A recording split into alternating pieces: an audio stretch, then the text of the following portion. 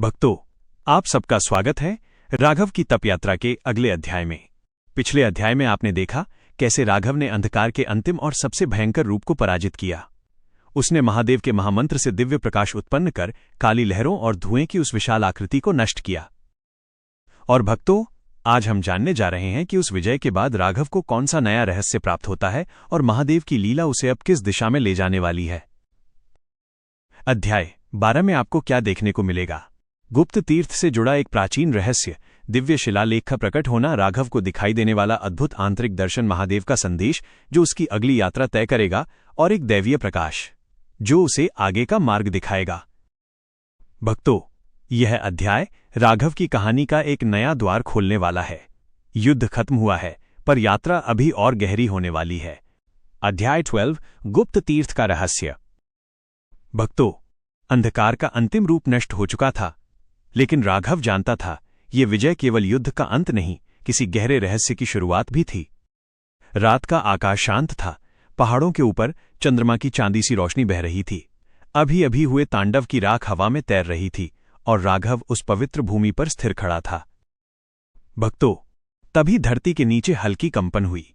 जहां अंधकार विलीन हुआ था, वहीं भूमि दो भागों में फट गई और उसके भीतर से एक दीप्तिमान शिलालेख ऊपर आया। शिलालेख पर महादेव का त्रिशूल उकेरा था और राघव के छूते ही अक्षर स्वयं चमकने लगे। अक्षरों पर लिखा था, साधक, जिसे अंधकार पर विजय मिली, उसे अब प्रकाश का रहस्य जानना होगा। गुप्त तीर्थ की पवित्रता तुम्हारे हृदय की पवित्रता पर निर्भर है। राघव ने शिलालेख पर हाथ रखा और उसकी आंखें अचानक बंद हो गईं।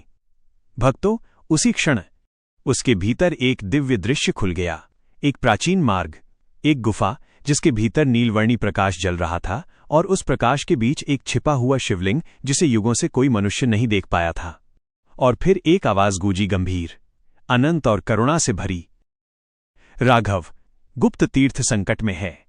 अंधकार का अंत तभी पूर्ण होगा जब तुम उस पवित्र स्थल तक पहुंचकर हमारी ज्योति पुनः प्रज्वलित करोगे। राघव ने आंखें खोलीं। शिलालेख अब शांत था, पर उसके हृदय में नई आग जल चुकी थी। भक्तों, उसने प्रणाम किया और दृढ़ स्वर में कहा, महादेव, आपका आदेश ही मेरा मार्ग है। जैसे ही उसने कदम बढ़ाया, अचानक एक मंद प्रकाश उसके सामने प्रकट हुआ। वो कोई साधारण रोशनी नहीं थी, बल्कि एक दैवीय पथ प्रदर्शक जो स्वयं महादेव की लीला का हिस्सा था। उस रोशनी ने दिशा दिखाई पहाड़ों के उत्तर में बसे एक भूले बिसरे क्षेत्र की ओर। भक्तों, राघव की यात्रा अभी समाप्त नहीं हुई थी।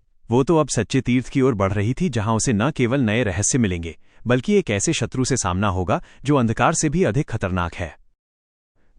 भक्तों, कैसा लगा आपको यह अध्याय? कमेंट में जरूर लिखें। हर हर महादेव।